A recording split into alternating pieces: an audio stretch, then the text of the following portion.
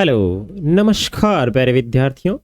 Lux classes Balotra के YouTube channel में आप सभी का स्वागत है। प्यारे विद्यार्थियों, आज अपन बातचीत करेंगे आपके सामाजिक विज्ञान विषय के कक्षा 7 के इतिहास की किताब हमारे अतीत भाग 2 के 8वें अध्याय की, जिसका नाम है ईश्वर से अनुराग। 8वें पार्ट की आपकी आज पहली क्लास है। इससे पहले आपके लक्स क्लासेस बालोत्रा के यूट्यूब चैनल के ऊपर 7 पाठों की अपन बातचीत कर चुके, जो आपको लक्स क्लासेस बालोत्रा के यूट्यूब चैनल की प्लेलिस्ट के अंदर देखने को मिलेंगे। तो आप प्लेलिस्ट में जाइए, पहले उन 7 अध्यायों को पढ़िए, टेस्ट दीजिए, उसके बाद आप 8वें पाठ को पढ़िए। चलिए तो शुरू करें आपके 8वें पाठ को आज। चलो ठीक है, सीधा शुरू करते हैं। तो आप अपने फ़ोन को आड़ा कर लीजिएगा। आड़े का मतलब है लैंडस्केप, ठीक है ना। आड़ा कर लेना फ़ोन को, क्वालिटी चेक कर लेनी है, अच्छे से नहीं दिख रहा है तो 320p से आप क्या बोलते हैं 720p कर लीजिएगा। और वॉइस धीरे आ रही है तो वॉइस को बढ़ा लीजिएगा, और कानों के अंदर एयरफोन भी डाल सकते हैं, ठीक है। बढ़िया सही तरीके से हो रहा है सब। टकाटक शुरू करूँ क्लास को, ठीक है। पाठ को नाम का ये है, पाठ को नाम है ईश्वर से अनुराग। कौन सा राग? अनुराग। चलो एक एक को बढ़िया आसानी से अपन पढ़ते हैं और समझते हैं। चलो ठीक है। आप लोगों को पूजा पाठ करते अथवा भजन कीर्तन या फिर कव्वाली गाते चुपचाप ईश्वर के नाम का जप करते हुए देखा होगा। आपने कभी किसी न किसी को इस तरीके से देखा होगा, ठीक है। आपने यह भी गौर किया होगा कि उनमें से कुछ तो इतने भाव विभोर हो जाते हैं कि उनकी मतलब उनकी आंखों में आंसू भर आते हैं। ईश्वर के प्रति ऐसा प्रेम भाव या गहरी भक्ति उन विभिन्न प्रकार के भक्ति तथा सूफी आंदोलनों की देन है, जिनका 8वीं शताब्दी में उद्भव होने लगा। तो ध्यान रखें, भक्ति परंपरा की जो शुरुआत होती है वो कौन सी सदी में शुरुआत होती है? देखो, भक्ति तथा सूफी आंदोलनों की जो देन है, जिनका जो उद्भव है वो 8वीं शताब्दी में होना दिखने लगता है। अपने को जो क्या बोलते हैं, पहले पहले जो अवशेष मिलते हैं कि इनकी शुरुआत कब हुई थी, वो 8वीं सदी में हुई थी। देखो, पूजा पाठ का मतलब ये है कि आपने रामायण पढ़ी होगी कि किस तरीके से भगवान राम को वनवास भेजा जाता है या उनको वनवास दिया जाता है। तो वो आप कभी पढ़ते हैं ना, तो पूरी तरीके से मग्न हो जाते हैं या उसके अंदर खो जाते हैं, ठीक है ना। तो उस तरीके से इसकी शुरुआत होती है। आगे देखो, परमेश्वर का विचार। बड़े बड़े राज्यों के उदय होने से पहले विभिन्न समूहों के लोग अपने देवी देवताओं की पूजा किया करते थे। आप भी करते हो अपने घर में, मम्मी पापा सब पूजा करते हैं। जब लोग नगरों के विकास और व्यापार तथा साम्राज्यों के माध्यम से एक साथ आते गए, तब नए विचार विकसित होने लगे। यह बात व्यापक रूप से स्वीकार की जाने लगी कि सभी जीवधारी अच्छे तथा बुरे कर्म करते हैं, जीवन मरण और पुनर्जीवन के अंत चक्र से गुजरते हैं।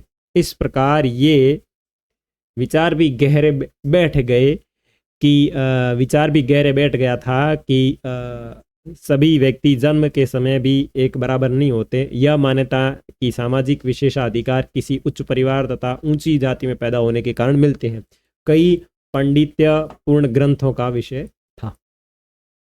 तो ये बात पहले ही स्पष्ट हो चुकी है कि सभी जो लोग हैं वो समान क्रम नहीं करते, सब लोग अपने अलग अलग क्रम करते हैं, ठीक है। आगे देखो, अनेक लोग ऐसे विचारों के कारण बेचैन थे, इसलिए वे बुद्ध तथा जैन के उपदेशों की ओर उन्मुख हुए, जिनके अनुसार व्यक्तिगत प्रयासों से सामाजिक अंतरों को दूर किया जा सकता है और पुनर्जन्म के चक्र से छुटकारा पाया जा सकता है। कुछ अन्य लोग परमेश्वर संबंधित इस विचार से आकर्षित हुए कि यदि मनुष्य भक्ति भाव से परमेश्वर के शरण में आए,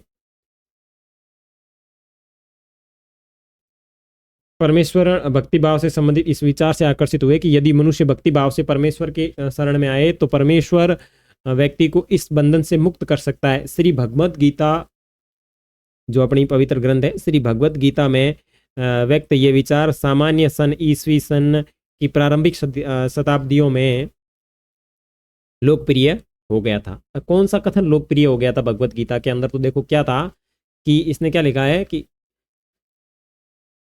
देखो, व्यक्ति प्रयासों से अमन दूर किया जा सकता है। छुटकारा कुछ लोग देखो इसमें क्या लिखा है कि कुछ लोग परमेश्वर संबंधित इस विचार से आकर्षित हुए कि यदि मनुष्य भक्ति भाव से परमेश्वर के शरण में आए तो परमेश्वर व्यक्ति को इस बंधन से मुक्त कर सकता है।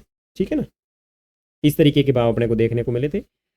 विशद धार्मिक अनुष्ठानों के माध्यम से शिव विष्णु तथा दुर्गा को परम देवी देवताओं के रूप में पूजा जाने लगा। देखो शुरू में किसको पूजा जाने लगा, तो शिव है, विष्णु है तथा दुर्गा को ब्रह्म देवताओं की देवी देवताओं के रूप में पूजा जाने लगा।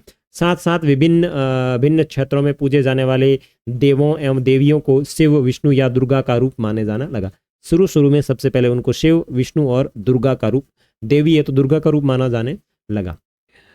इसी प्रक्रिया में स्थानिक मिथक तथा किस्से और कहानियां पौराणिक कथाओं के अंग बन चुके हैं। पुराणों में पूजा की जिन पद्धतियों की अनुशंसा की गई थी उन्हें स्थानीय पंथों में भी अपनाया जाने लगा। आगे चलकर पुराणों में भी इस बात का उल्लेख किया गया कि भक्ति भले ही किसी भी जाति पाति का हो, वह अगर सच्ची भक्ति से ईश्वर की कृपा प्राप्त कर सकता है। भक्ति की विचारधारा इतनी लोकप्रिय हो गई कि बौद्ध और जैन मंत्रावलियों ने भी इन विश्वासों को अपना लिया। देखो भक्ति जब शुरू में शुरू हुई थी तब ये कहा जाने लगा कि भक्ति के लिए भले ही कैसा ही मार्ग हो, लेकिन भक्ति सच्चे मन से होनी चाहिए। अगर सच्चे मन से भक्ति की जाती है तो उसको प्राप्त किया जा सकता है जो उनका उद्देश्य होए। ठीक है, भगवत गीता किसी दक्षिण भारतीय पांडुलिपि से लिया गया ये एक चित्र है। ठीक है ना, भगवत गीता की किसी दक्षिण भारतीय पांडुलिपि है उससे ये इस तरीके का चित्र लिया गया। अब ये क्या लिखा हुआ है आप देख सकते हैं, संस्कृत में लिखा हुआ है। ठीक है ना, दुखम त्यागो, आगे पता नहीं क्या चीजें लिखी हुई है, इस तरीके से ये चीजें लिखी हुई है इसके अंदर। देखो आगे देखो, दक्षिण भारत में भक्ति का एक नया प्रचार, नया नार और अलवार। देखो ये देखते हैं क्या है। 7वीं सदी से 9वीं शताब्दी के बीच कुछ नए धार्मिक आंदोलनों का प्रादुर्भाव हुआ, यानी उद्भव हुए या नए आंदोलन देखने को मिले। इन आंदोलनों का नेतृत्व न्याय नारों, नैनारों का मतलब है शैव संतानों, और अलवारों यानी वैष्णव संतों ने किया।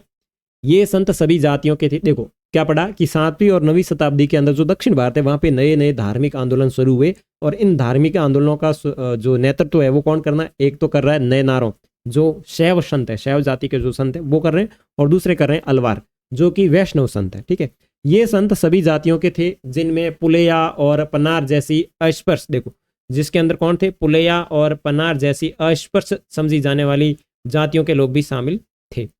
वे बौद्ध और जैन के कटुक आलोचक थे। देखो ये किन धर्मों के आलोचक थे, ये बौद्ध और जैनों के कटु आलोचक थे। शिव तथा विष्णु के प्रति सच्चे प्रेम को मुक्ति मार्ग बताते थे, और ये क्या कहते थे, शिव और विष्णु की अगर आप भक्ति कर रहे हो तो ये एक सच्चा प्रेम है और मुक्ति का मार्ग है। ठीक है, उन्होंने संगम साहित्य, जैसे कि अपन ने पहले शायद या तो 6th क्लास में पढ़ा है या इसी आपने पढ़ा है, संगम साहित्य। देखो संगम साहित्य जो एक प्रकार का तमिल साहित्य का प्राचीन उदाहरण है, और सामान्य सन यानी ईस्वी सन की प्रारंभिक शब्दावलियों में रचित है। ये समाहित प्यार और सूरवीरता के आदर्शों को को अपनाकर भक्ति के मूल्यों में उनका समावेश किया था।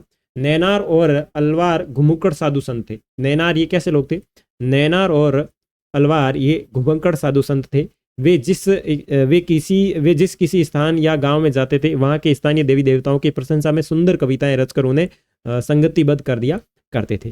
क्या चीज है, देखो शुरू में ये बात हो रही है दक्षिण भारत के अंदर भक्ति मार्ग की शुरुआत कैसे होती है उसके बारे में। ठीक है, तो होता ये है कि 7वीं और 9वीं शताब्दी के अंदर दक्षिण भारत के अंदर धार्मिक आंदोलनों की शुरुआत होती है, जिसके अंदर एक तो होता है नयनार जो होते हैं शैव संत। ठीक है, एक होते हैं अलवार जो होते हैं वैष्णव संत। ये लोग क्या करते हैं, वहाँ धार्मिक प्रचार करते हैं, और इनके अंदर सभी संत थे। ऐसा नहीं है कि जातिगत इनके कोई भेदभाव था। इसके अंदर आपके पुलैया भी थे, पुलैया और पनार यानी एक प्रकार की ये अस्पृश्य मानी जाने वाली, नीची माने वाली जाति के ये लोग थे, तो वो भी इसके अंदर शामिल थे। इसका मतलब है वहाँ किसी प्रकार का भेदभाव नहीं था। ठीक है, और ये जो लोग थे ये बौद्ध और जैन धर्म के कटु आलोचक थे। बौद्ध और जैन धर्म का कटु आलोचक करते थे, भूंडियां करते थे, और शिव और विष्णु के प्रति सच्चा प्रेम था, और शिव और विष्णु के प्रति अगर आपने भक्ति अपना ली तो आपको मुक्ति मिलेगी। ठीक है, और इन सब की जानकारी अपने को मिलती है तमिल भाषा में लिखा गया संगम साहित्य जो है उसके अंदर अपन ये सारी चीजें देखते हैं। ठीक है, और ये नयनार और जो अलवार जो संत थे ये बिल्कुल घूमते थे, फक्कड़ बाबा थे, गांव गांव में जाते थे और साहित्य के बारे में कहानियां और संगीतबद्ध करके देवी देवताओं के बारे में जानकारियां बताते थे। ठीक है, यहां तक समझ में आ गया? ओके, आगे बढ़े। नयनार और अलवार, यहाँ एक कोई दिखी दी हुई जानकारी कि कुल मिलाकर 63 नयनार ऐसे थे जो कुम्हार यानी अस्पर्श, देखो यहाँ डिटेल दी गई है कि कुल मिलाकर 63 नयनार ऐसे थे जो कुम्हार, अस्पर्श और कामगार, किसान, शिकारी, सैनिक, ब्राह्मण, मुखिया जैसी अनेक जातियों में पैदा हुए थे। ठीक है, इनमें सर्वाधिक अपार, अब इनमें जो सर्वाधिक थे वो कौन थे? अपार, सबंदर, उसुरदार और मणिक सागर। उनके गीतों के 2 संकलन हैं, तेवरम और तिरुवाचकम। अलवार संतों की जो संख्या थी वो 12 देखने को मिलती है। वे भिन्न भिन्न प्रकार की पृष्ठभूमि से आए थे। उनमें से सर्वाधिक प्रसिद्ध थे पेरिया अलवार, उनकी पुत्री अंडाल, तोंडरी पोडी अलवार और नमलावार। उनके गीत दिव्य प्रबंधम में संकलित किए गए और इनकी जो जितनी भी कथाएं वगैरह थी वो तेवरम और तिरुवाचकम में संकलित की गई। तो ये चीज थोड़ी आपके लिए इंपॉर्टेंट साबित होती है, तो ये आप इनको ध्यान रखें। ठीक है, अलवार की संख्या कितनी थी? तो इनकी संख्या जो थी वो आपकी 12 थी और इनकी जो संख्या थी वो 63 थी। ठीक है, आगे देखो, धार्मिक जीवनी, संत जीवनी लेखन, संतों की जीवनियों को लिखना। देखो धार्मिक जीवनी, यहाँ पर संत जीवनी लेखन का मतलब क्या होता है? इसका मतलब होता है संतों की जीवनी।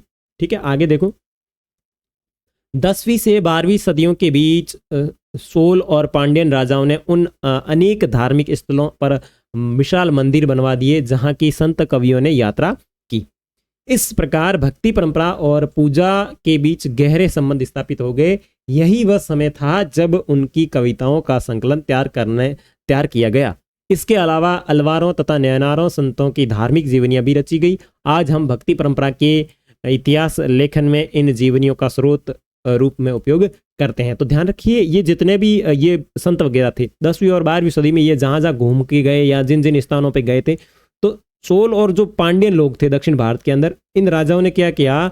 उन अनेक धार्मिक स्थलों पर मंदिर बनवा दिए गए जहां पर ये संत कवि और इन्होंने यात्रा की थी। तो ये एक विशेष योगदान रहता है इन 2 जातियों का, चोल और पांड्यन का। ठीक है, और मणिक सागर की एक कांस्य प्रतिमा ये यहाँ पे दिखाई गई है। और आगे ये अपने पास में कुछ आया है, भक्ति और भगवान। ठीक है, मणिक सागर की एक रचना है, मेरे हांड मास के इस घृणित पुतले में तुम आए जैसे ये कोई सोने का मंदिर हो। क्या गजब के शब्द लिखे हुए हैं कि मेरे इस हार्ड मास के इस घृणित पुतले में, पुतला मतलब एक पुतले जैसा है। ठीक है, तुम आए जैसे ये कोई सोने का मंदिर हो। मेरे कृपालु प्रभु, मेरे विश्वदतम रत्न, तुमने मुझे सांत्वना देकर बसा लिया। तुमने मेरे दुख, मेरा जन्म, मृत्यु का कष्ट और माया मोह हर लिया और मुझे मुक्त कर दिया। हे ब्रह्मानंद, हे प्रकाश में, मैंने तुम में शरण ली है और मैं तुमसे कहीं दूर नहीं हो सकता। ये इस प्रकार की कविताएं वगैरह देखने को आपको मिलती है। तो ये बहुत इंपॉर्टेंट है, बहुत अच्छी तरीके से ये लिखी गई। तो देखो, कवि ने भगवान के साथ अपने संबंध का कैसा वर्णन किया है कि जो भगवान है वो प्रत्येक व्यक्ति के अंदर है। देखो इसने क्या कहा, मेरे हार्ड मास के घृणित पुतले में तुम आए हो जैसे कोई सोने का मंदिर हो। ठीक है ना, आगे देखो, दर्शन और भक्ति। तो ये भक्ति वाला पार्ट है तो आपके ज्यादा बोरिंग सा लगेगा, लेकिन आपको बोरिंग नहीं रखना है। अपने भगवान ही दुख समय, जो अंत समय होता है तब भगवान याद आते हैं। होता है ना, कभी कभी डर लगता है तो याद आएगा आज तो बाबू ही बचा है अपन है, या फिर आपके टेस्ट होता है या एग्जाम नजदीक आता है, आपने पढ़ाई नहीं कर रखी है तो आपको लगता है कि आज बाबा थे, आज बचा लियो, अगले टेस्ट में मैं बढ़िया नंबर ले आसूं। इस तरीके का होता है मामला कि नहीं होता आपके, है ना। चलो आगे देखते हैं, दृष्ण और भक्ति। भारत के सर्वाधिक प्रभावशाली दार्शनिकों में शंकर का जन्म 8वीं, देखो भारत का सबसे प्रभावशाली जो दार्शनिक था वो कौन है? देखो भारत के प्रभावशाली दार्शनिकों में सबसे फेमस जो दार्शनिक है उसका नाम है शंकर का जन्म 8वीं शताब्दी में केरल में हुआ। वे अद्वैत के समर्थक थे जिनके अनुराग जीवात्मा और परमात्मा, जिनके अनुराग क्या थे? जिनके अनुसार जीवात्मा और परमात्मा जो परम सत्य है दोनों एक ही हैं। इनका मानना यह था कि जीवात्मा और परमात्मा दोनों एक है। उन्होंने ये शिक्षा दी, उन्होंने क्या शिक्षा दी? उन्होंने ये शिक्षा दी कि ब्रह्मा जो एकमात्र परम सत्य है वो निर्गुण और निराकार है। शंकर ने हमारे चारों ओर के संसार को मिथ्या या माया माना है। शंकर ने क्या कहा? हमारे चारों ओर जो संसार है वो मिथ्या है, माया माना है और संसार का परित्याग करने अर्थात संन्यास लेने, और देखो क्या क्या है, संन्यास लेने और ब्रह्मा ही सही प्रकृति को समझने और मोक्ष करने के लिए ज्ञान के मार्ग को अपनाने का उपदेश दिया है। वापस समझो मेरी भाषा में, दर्शन और भक्ति के बारे में अपन पढ़ रहे हैं, और भारत के अंदर एक सर्वाधिक प्रभावशाली एक आदमी हुआ जिसका नाम है शंकर। इसका जन्म हुआ था केरल के अंदर, और ये अद्वैत का समर्थक था। द्वैत और अद्वैत ये भक्ति मार्ग की परंपराएं या भक्ति मार्ग के प्रकार है, उसके अंदर ये अद्वैत भक्ति मार्ग का समर्थक था। और ये क्या कहता है, जीवात्मा और परमात्मा ब्रह्म सत्य है, ठीक है, दोनों एक ही है भाई, आत्मा और परमात्मा दोनों ही क्या है, एक ही है। और इसने ये शिक्षा दी कि इस दुनिया का एकमात्र व्यक्ति है वो सिर्फ और सिर्फ कौन है, ब्रह्मा है, जो एक ब्रह्म सत्य है और निर्गुण और सराकार, निर्गुण और निराकार है। और इसने क्या कहा है कि शंकर ने हमारे चारों ओर जितना भी ये संसार है ये सब मिथ्या और मोह माया है, आपको ये पूरा संसार छोड़ देना चाहिए। पैसे कमाना, पढ़ाई करना, रिश्तेदारी रखना, नातेदारी रखना है, कौन क्या बुरा मान लेगा, ये इस तरीके का जो आपका संसार है, आपको ये संसार छोड़ देना चाहिए। क्या कहा है कि आपको इसका त्याग कर देना चाहिए, यानी परित्याग करने अर्थात संन्यास लेकर ही आप ब्रह्मा की सही प्रकृति को समझ सकते हैं और अपने मोक्ष को प्राप्त करके ज्ञान की प्राप्ति कर सकते हैं। तो ये कह रहा है आप सब कुछ छोड़ छाड़ के सन्यासी बन जाओ, जंगल में चले जाओ, अपने रोटी बनाओ, अपने आप रोटी खाओ और आप भक्ति मार्ग के ऊपर चलो। रामानुज, आगे कौन आता है, रामानुज जो 11वीं शताब्दी में तमिलनाडु में पैदा हुए और वे विष्णु भक्त, ये क्या है, ये विष्णु भक्त अलवार संतों से बहुत ही प्रभावित थे। इनके अनुसार मोक्ष प्राप्त करने का उपाय विष्णु के प्रति अत्यंत भक्ति भाव रखना है। अब शंकर किसका कह रहा है, शंकर कह रहा है कि भाई साहब आप किसके प्रति रखो, आप परम और सत्य जो है वो कौन है, ब्रह्मा है, ठीक है ना, ब्रह्मा विष्णु महेश, ठीक है। तो शंकर जो है वो ब्रह्मा का नाम ले रहा है, लेकिन रामानुज है वो क्या कह रहा है, तमिलनाडु में पैदा हुआ और ये कह रहा है कि विष्णु भक्त अलवार संतों से ये बहुत प्रभावित थे और इनके अनुसार अगर आपको मोक्ष की प्राप्ति करनी है तो आपको विष्णु के प्रति अन्य भक्ति भाव रखना पड़ेगा, यानी घनिष्ठ भक्ति भाव रखना पड़ेगा। भगवान विष्णु की कृपा दृष्टि से भक्त उनके साथ एकाकार होने का परमानंद प्राप्त कर सकता है। रामानुज ने क्या किया, रामानुज ने विशिष्टाद्वैत के सिद्धांत को प्रतिपादित किया, जिसके अनुसार आत्मा परमात्मा से जुड़ने के बाद ही अपनी अलग शक्ति बनाए रखती है। रामानुज के सिद्धांत ने भक्ति की नई धारा को बहुत प्रेरित किया जो परवर्ती काल में उत्तरी भारत में विकसित हुई। तो ये दोनों है वो दोनों ही क्या कहते हैं कि अगर बात करें शंकर की, तो शंकर ये कहता है कि आत्मा और प्रात्मा परम सत्य दोनों एक ही है, ठीक है, और आपको अगर भगवान की खोज करनी है तो आपको संन्यास लेना पड़ेगा, ये पूरा संसार मोह माया है, इसमें कुछ नहीं रखा, छोड़ दो, त्याग दो। लेकिन रामानुज क्या कहता है कि रामानुज कहता है कि मैं तो भाई विष्णु को सपोर्ट करता हूं, विष्णु भक्त हूं, और आत्मा और परमात्मा दोनों अलग अलग चीजें। आत्मा जब परमात्मा से कनेक्टेड हो जाती है तो आपको बिल्कुल एक नई शक्ति, नई ऊर्जा आपको प्राप्त होती है, ठीक है। आगे देखो, बसवन्ना का वीर शैववाद, ठीक है ना, बसवन्ना का वीर शैववाद, ये कुछ है तो इसको देखते हैं कि हमने पहले पढ़ा कि तमिल भक्ति आंदोलनों और मंदिर पूजा के बीच क्या संबंध थे। इसके परिणाम स्वरूप जो प्रतिक्रिया हुई वह बसवन्ना और अल्मा प्रभु और अक्कम्मा देवी जैसे उसके साथियों द्वारा प्रारंभ किए गए वीर शैव आंदोलन में स्पष्टता दिखलाई देती है। यह आंदोलन 12वीं शताब्दी के मध्य कर्नाटक में प्रारंभ हुआ।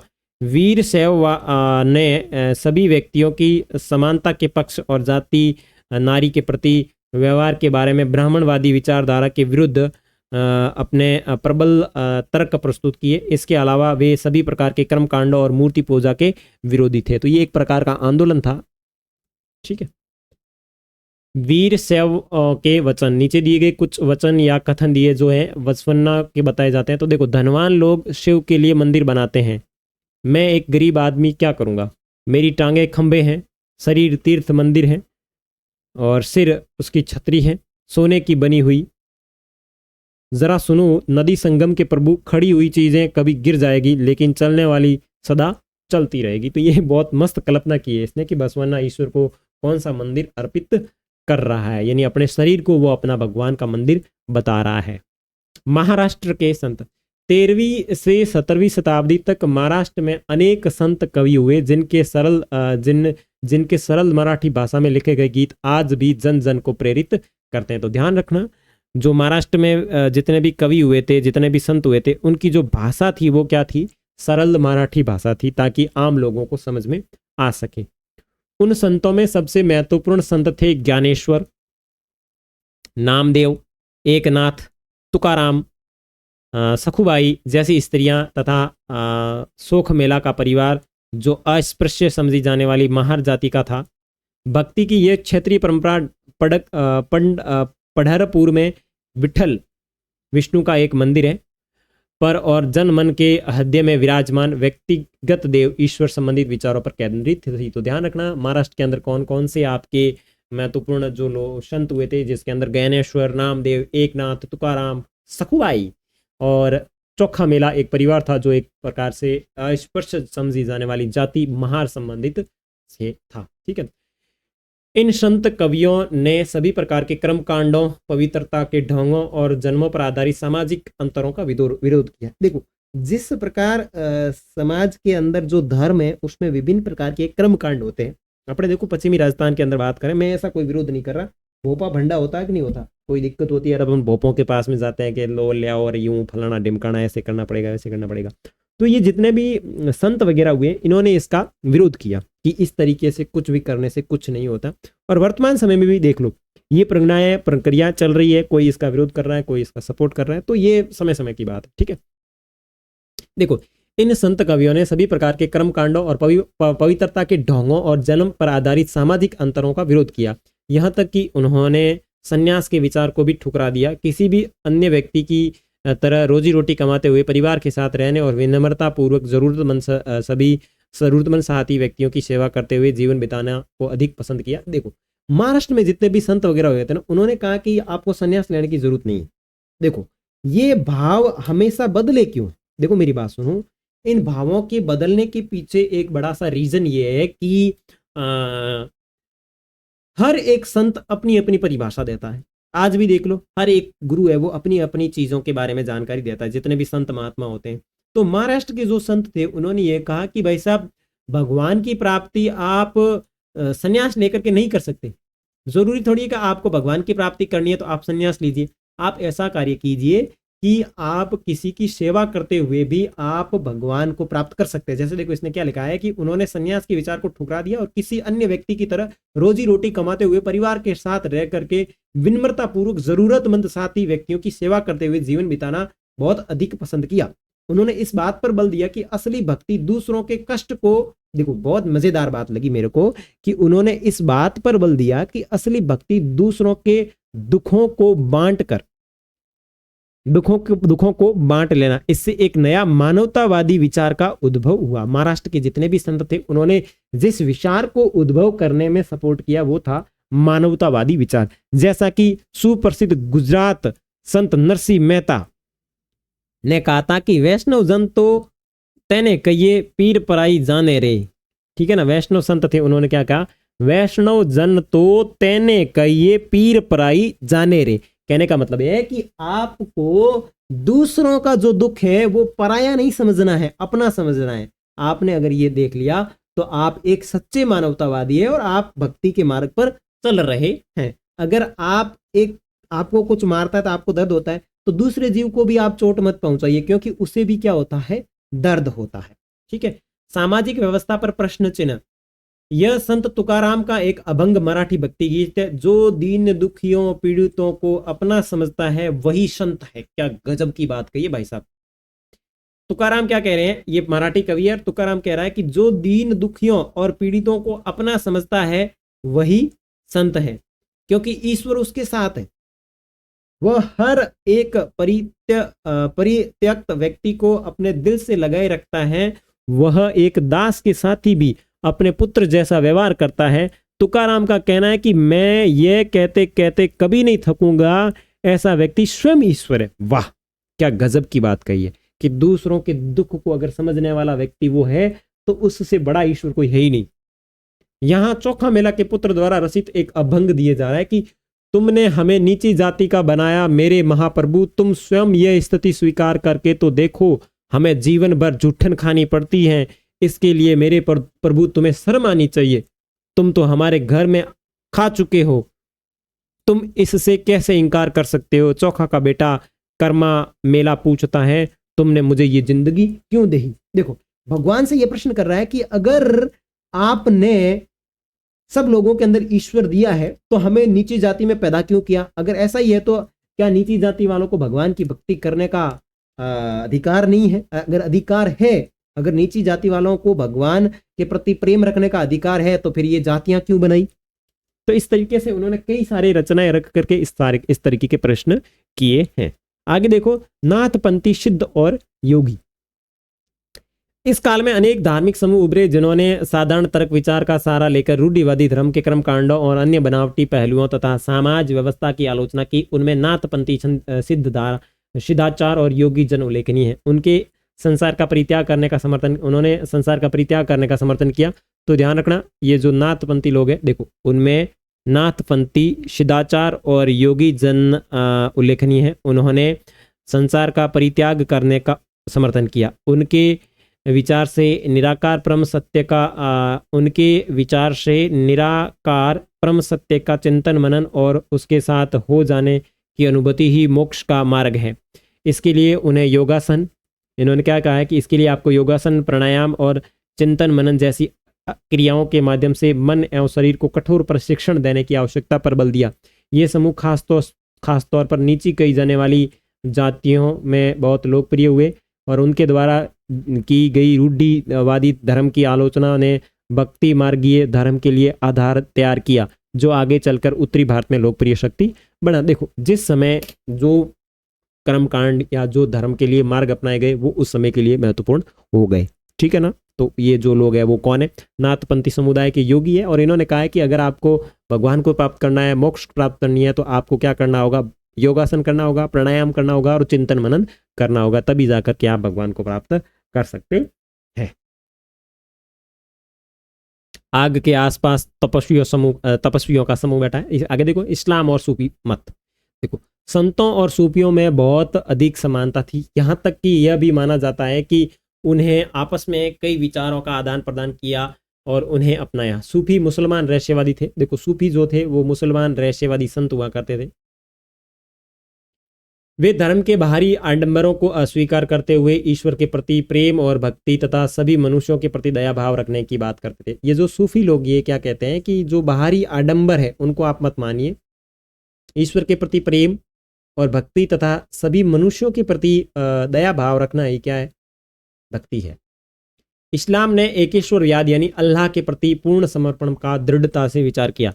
देखो, ये इस्लाम जो सूफी संत है वो एकेश्वरवाद यानी अल्लाह के प्रति पूर्ण समर्पण का भाव दृढ़ता से प्रचार किया। यानी जो सूफी लोग हैं वो कहते हैं कि भगवान एक ही है और उस भगवान का नाम क्या है, उस भगवान का नाम है अल्लाह।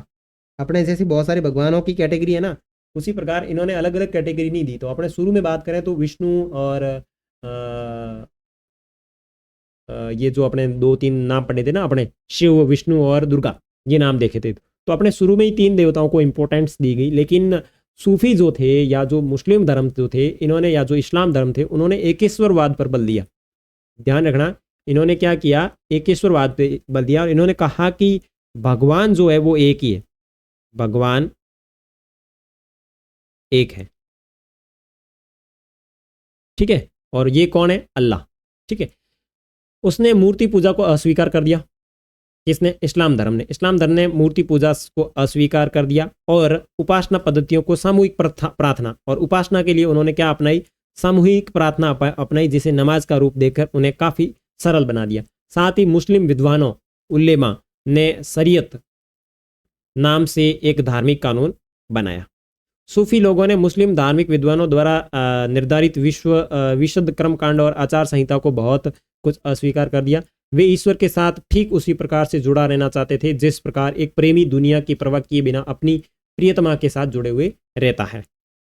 ठीक है, तो ध्यान रखना, मुस्लिम जो इस्लाम धर्म है वो अल्लाह के प्रति समर्पण भाव रखता है, वो उनका भगवान एक है और इन्होंने मूर्ति पूजा को अस्वीकार कर दिया, और इनके जो उपासना की जो पद्धति है वो सामूहिक प्रार्थना है, जिसे नमाज कहा जाता है। और उलेमा एक प्रकार का मुस्लिम विद्वानों का समूह है, और इन्होंने शरीयत एक प्रकार का धार्मिक कानून है के बारे में जानकारियां रखी। ठीक है, साथ जुड़े रहना चाहता है। और संत कवियों की दूसरी तरह सूफी लोग भी अपनी भावनाओं को व्यक्त करने के लिए काव्य रचना किया करते थे। गद्य में एक विस्तृत साहित्य तथा कई किस्से कहानियां इन सूफी संतों के इर्द गिर्द विकसित हुई।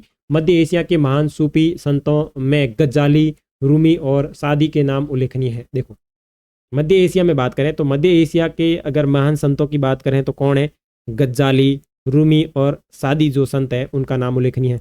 नाथपंथीय सिद्धों और योगियों की तरह सूफी भी यही मानते थे कि दुनिया के प्रति अलग नजरिया अपनाने के लिए दिल को सिखाया पढ़ाया जा सकता है। उन्होंने किसी ओलिया या पीर की देखरेख में जिक्र यानी नाम का जाप, चिंतन समा यानी गाना, रिक्स यानी नृत्य, नीति चर्चा, सांस पर नियंत्रण आदि के जरिए प्रशिक्षण की विस्तृत रीतियों का विकास किया।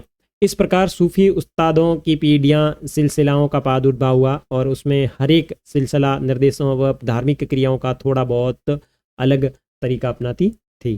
तो ये जो है ये आनंदित सूफी लोग हैं, ठीक है ना। और सूफी जो अपने जैसे संत होते हैं ना, इस प्रकार मुस्लिम धर्म के जो संत होते हैं उनको सूफी कहा जाता है। ठीक है, नेक्स्ट देखो, 11वीं शताब्दी से अनेक सूफी जन मध्य एशिया से आकर हिंदुस्तान में बसने लगे। 11वीं सदी में क्या हुआ कि बहुत सारे सूफी संत है वो अपने भारत में आने लगे। दिल्ली सल्तनत अध्याय 3 की स्थापना के साथ यह प्रक्रिया उस समय और भी मजबूत हो गई, जब उपमहाद्वीप में सर्वत्र बड़े बड़े अनेक सूफी केंद्र विकसित हो गए।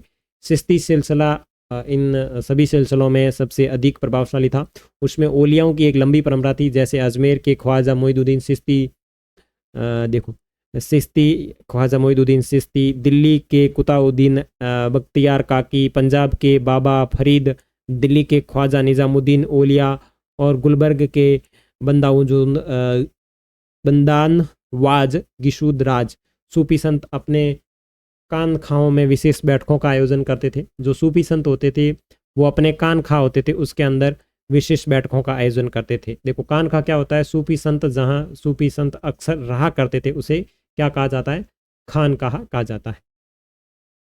जहां सभी प्रकार के भक्तगण, जिसमें शाही घरानों के लोग तथा अभिजात और आम लोग भी शामिल होते थे, इन कानखाओं में आते थे और वे आध्यात्मिक विषयों पर चर्चा करते थे। अपनी दुनियादारी की समस्याओं को सुलझाने के लिए संतों से आशीर्वाद मांगते थे, और अथवा संगीत अथवा नृत्यों के जलसों में ही शामिल होकर चले जाते थे। जैसे आज के ज़माने में अपन मंदिर या किसी भक्त या संत के पास में जाते हैं, कैसे होता है? वो अपनी जगह में या अपनी कोठड़ी में आराम से बैठे रहते हैं, उसी प्रकार।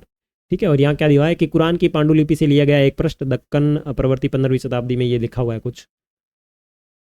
ठीक है, अक्सर लोग ये समझते थे कि सूफी ओलियों के पास चमत्कारी शक्तियां होती थी, जिसमें आम लोग बीमारियों और तकलीफों से छुटकारा मिल सकता है। सूफी संत की दरगाह एक तीर्थ स्थल बन चुकी थी, और जहां सभी ईमान धर्म के लोग हजारों की संख्या में इकट्ठा होते थे। जैसे कि ये चित्र में दिया हुआ है कि सभी पृष्ठों में वक़्त सूफी दरगाह पर जाते थे। तो ये परंपराएं कुछ इस तरीके से शुरू हुई थी। पहले लोग जहाँ संत बैठे रहते थे, लोग वहाँ जाते थे, और एक आध व्यक्ति के सही हो गया होगा कुछ मामला, तो फिर उन्होंने समाज के अंदर इस तरीके की भावना फैला दी कि सूफी संत की दरगाह पर जाइए और वहाँ उनके आशीर्वाद से आपका सब कुछ ठीक होने लगेगा। तो इस प्रकार से ये लोग एक धार्मिक मामले में आगे से आगे जुड़ते गए। आगे देखो, मालिक प्रभु की खोज। जलालुद्दीन रूमी, ये आपके मध्य एशिया का एक संत है। जलालुद्दीन रूमी का महान सूफी शायर था। देखो, 13वीं सदी का महान सूफी शायर था। वह ईरान रहने वाला था और उसने फारसी में काव्य रचना की। उसकी कृति का एक उदाहरण है। वह ईसाइयों की सूली पर नहीं था। मैं हिंदू मंदिरों में गया, वहाँ भी उसका कोई नामो निशान नहीं था। न तो वहाँ ऊंचाइयों में मिला, न ही खाइयों में। मैं मक्का के काबा में भी गया, वह वहाँ नहीं था। मैंने उसके बारे में दार्शनिक एविसेना से पूछा, वह एविसेना के पहुँच से परे था। मैंने अपने दिल में झांका, यहीं उसकी जगह थी। मैंने उसे पाया, और वह और कहीं नहीं था। क्या गजब की बात कही है। ये किसकी बात कर रहा है? ये भगवान की बात कर रहा है कि मैं भगवान को ढूंढने पर निकला था। कौन? जलालुद्दीन रूमी। उसने एक शायरी लिखी कि वह ईसाइयों की सूली पर नहीं था। मैं हिंदू मंदिरों में गया, वो वहाँ पे भी नहीं था। मतलब हिंदू मंदिरों में उसका नामो निशान नहीं था। न वो मुझे कहीं ऊंचाइयों में मिला, और न मुझे वो कहीं खाई खाड़े में मिला, और न ही वो मेरे को मक्का और काबा में मिला कि मैं वहाँ पे ही गया था, मेरे को वहाँ पे भी नहीं मिला। न इसके बारे में मैंने दार्शनिकों से ही बातचीत की, लेकिन वो मुझे वहाँ पे भी नहीं मिला। ये बाद में कहता है कि मैंने अपने दिल में झांका, और यहीं मुझे उसकी जगह दिखाई दी। देखो भगवान और कहीं पे नहीं है, ये इसने जो बात कही ये बात सत्य है। भगवान और कहीं नहीं है, भगवान आपके अंदर है। अगर आप सत्य की राह पर चल रहे हैं तो भगवान आपके अंदर है, अगर आप सत्य की राह पर नहीं चल रहे हैं तो भगवान कहीं नहीं। भगवान आपको तभी मिल सकते हैं जब आप बिल्कुल सत्य की राह पर चल रहे हो, ठीक है ना। भगवान आपको तभी मिल सकते हैं जब आप बिल्कुल सत्य की राह पर चल रहे हो, तभी आपको भगवान की प्राप्ति के मतलब जो दिल आप खोजा आपना मुझसे बुरा ना कोई, ठीक है ना। तो वो एक आपने सुनी होगी दोहा तो सुना होगा उस प्रकार से, ठीक है। आगे देखो, उत्तर भारत में धार्मिक बदलाव। किसके अंदर? उत्तर भारत के अंदर कैसे दरबार धार्मिक बदलाव। 13वीं सदी के बाद उत्तरी भारत में भक्ति आंदोलन की एक नई लहर आई और ये एक ऐसा युग था जब इस्लाम, ब्राह्मणवादी, हिंदू धर्म, सूफी मत, भक्ति की विविध धाराओं ने ने नामपथियों और सिद्धों तथा योगियों ने परस्पर एक दूसरे को प्रभावित किया। हमने देखा कि नगर और राज्य 2, 3, 4 अध्याय के अंदर उद्भव हो रहा था और लोग अपने लिए नए नए व्यवसाय और नई नई भूमिकाएं खोज रहे थे। ऐसे लोग विशेष रूप से शिल्पी, कृषक, व्यापारी और मजदूर इन नए संतों के विचारों को सुनने के लिए इकट्ठा हो जाते थे, फिर वे उनका प्रचार करते थे। उनमें से कबीर और बाबा गुरु नानक जैसे कुछ संतों ने भी आडंबरपूर्ण रूढ़िवादी धर्मों को अस्वीकार कर दिया। तुलसीदास और सूरदास जैसे कुछ अन्य संतों ने उस समय विद्यमान विश्वासों तथा पद्धतियों को स्वीकार करते हुए सबकी पहुंच में लाने का प्रयत्न किया। तुलसीदास ने ईश्वर को राम के रूप में धारण किया। देखो तुलसीदास जो थे वो ईश्वर को किसके रूप में मानते हैं? राम के रूप में मानते हैं। अवधी यानी पूर्वी उत्तर प्रदेश की बोली में लिखी गई तुलसीदास की रचना रामचरितमानस उनके भक्ति भाव की अभिव्यक्ति और साहित्यिक कृति दोनों की दृष्टियों से महत्वपूर्ण है। सूरदास श्री कृष्ण के अत्यंत भक्त थे। देखो अब सूरदास किसका सपोर्ट कर रहे हैं? सूरदास कर रहे हैं श्री कृष्ण का, और उनकी रचनाएं सूर सागर। सूरदास की रचनाएं कौन सी है? सूरदास की रचनाएं सूर सागर, ये बाद में देखेंगे नेक्स्ट। उससे पहले ये चित्र क्या दिया है कि चैतन्य देव 16वीं शताब्दी के बंगाल में एक भक्ति संत थे। कौन? चैतन्य देव 16वीं शताब्दी के अंदर एक बंगाल के अंदर भक्ति संत थे। इन्होंने कृष्ण राधा के प्रति निष्काम भक्ति का उपदेश दिया। इस चित्र में आप उनके अनुयायियों के एक समूह को आनंद में नाचते गाते हुए देख सकते हैं। तो ये चैतन्य प्रभु का चित्र है और ये कृष्ण और राधा के भक्ति के प्रति अपनी भावना रखते हैं, ठीक है ना। ये मैप दिया हुआ है मुख्य भक्ति संत तथा उनसे जुड़े हुए क्षेत्र। हो, ये प्रत्येक क्षेत्र से संबंधित है। जैसे अपन राजस्थान थे, राजस्थान में कौन है? दादू 16वीं 17वीं शताब्दी में मीराबाई, और दादू जो था वो 16वीं 17वीं शताब्दी में था और मीराबाई 16वीं शताब्दी में, ठीक है। 15वीं शताब्दी में नरसिंह मेहता थे गुजरात के अंदर, और उत्तर प्रदेश में सूरदास, रामानंद, कबीर, रैदास, वल्लभाचार्य, तुलसीदास, ये मध्य प्रदेश में थे। ये उस टाइम का है, ठीक है ना। तो ये आपके लिए बहुत इंपॉर्टेंट है, ये आप अपनी किताब में देख करके इसको याद करने की कोशिश करें, ठीक है। तो ये अपन देखते हैं कि सूर सारावली साहित्य लहरी में संग्रहित हैं। उनके भक्ति भाव को अभिव्यक्त करती है। असम के शंकरदेव प्रवर्ती 15वीं शताब्दी जो इनके समकालीन थे, ने विष्णु भक्ति पर बल दिया और असमिया भाषा में कविताएं तथा नाटक लिखे, और उन्होंने नाम घर, कविता पाठ और प्रार्थना गृह स्थापित करने की पद्धति चलाई जो आज तक चली आ रही है। इस परंपरा में दादू दयाल, रविदास, मीराबाई जैसे भी संत शामिल थे। मीराबाई एक राजपूत राजकुमारी थी जिसका विवाह 16वीं शताब्दी में मेवाड़ के किसी राजघराने में हुआ, एक राजघराने में राजसी घराने में हुआ। मीराबाई रविदास जो अस्पृश्य जाति के माने जाते थे कि अनुयायी बन गई। वे कृष्णा के प्रति समर्पित थी और उन्होंने अपने गहरे भक्ति भाव को कई भजनों में अभिव्यक्त किया, और उनके गीतों ने उच्च जातियों के रीतियों नियमों को खुली चुनौती दी तथा ये गीत राजस्थान व गुजरात के जनसाधारण में बहुत लोकप्रिय है। जैसे कि आपने मीरा का एक दोहा सुना होगा कि मीरा जन्मी मेड़ते प्रणय चित्तौड़, ठीक है ना। तो मीरा की जो कहानी है वो बहुत गजब की है, बहुत अलग तरीके से, कि मीरा एक राज परिवार से संबंधित थी और उसका विवाह भी बढ़िया एक अच्छे तरीके से राज परिवार में हुआ, लेकिन उनके पति भोजराज की मृत्यु हो जाने के बाद में मीरा ने जो है भक्ति का मार्ग अपना लिया, भक्ति परंपरा का मार्ग अपना लिया, और एक बड़े राज परिवार के अंदर ऐसे साधु के वेश पहन करके मंदिर में बैठकर नाचना, भजन करना, ये एक अशोभनीय था। और मीरा को राजघराने से निकाल दिया गया, उनको प्रताड़ित किया गया, और फिर मीरा जो है राजसमंद में जो उनका मंदिर बना हुआ है श्री कृष्ण का, ठीक है ना, श्री कृष्ण भगवान का, वहाँ से फिर वो वृंदावन चली जाती है। इस तरीके से बहुत गजब की स्टोरी है। जब कभी अपन मीरा के बारे में पढ़ेंगे तो मैं आपको बड़ी अच्छी तरीके से बताऊंगा, ठीक है। और आपको ज़्यादा इच्छा हो रही है जानने की तो फिर मुझे कमेंट कर देना, मैं मीरा की स्टोरी आपको कभी क्लास के अंदर बता दूंगा, ठीक है ना। मुझे कमेंट कर देना कि सर हमारे को जानने की इच्छा है, आप बताइए, ठीक है। चलो इन संतों में से अधिकांश का विशिष्ट अभिलक्षण है कि इन्हीं कृतियां क्षेत्रीय भाषाओं में रची गई, इन्हें आसानी से गाया जा सकता है, इसलिए ये बेहद लोकप्रिय और पीढ़ी दर पीढ़ी मौखिक रूप से चलित रही है। प्राय इन गीतों के प्रसारण में सर्वाधिक निर्धन, सर्वाधिक वंचित समुदाय और महिलाओं की भूमिका रही है। प्रसारण की इस प्रक्रिया में सभी लोग अक्सर अपने अनुभव को जोड़ देते थे। इस तरह आज मिलने वाली गीत संतों की रचनाएं तो ही साथ साथ उन पीढ़ियों के लोगों की रचनाएं मानी जा सकती हैं जो उन्हें गाया करते थे। वे हमारी जीती जागती जन संस्कृति का अंग बन गई है। राणा के राजमहल। कबीर कबीर कबीर कबीर कबीर से बाद में कितना लंबा है अपना chapter. Okay okay okay okay ठीक है। नेक्स्ट के अंदर अपना व्यास प्रश्न करते हुए आपके ये सारी एंडिंग करेंगे। तो कबीर को एक नज़दीक से नज़र देखने से पहले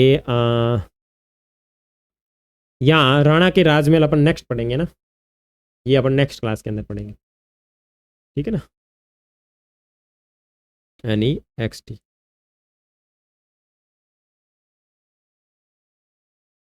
ये अपन नेक्स्ट क्लास के अंदर देखने वाले हैं, ठीक है। तब तक के लिए बाय बाय, मिलेंगे अगले पार्ट में।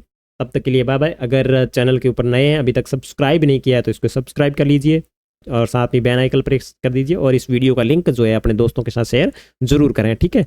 और क्या कह रहा था मैं, पता नहीं, भूल गया। ठीक है, ओके बाय बाय।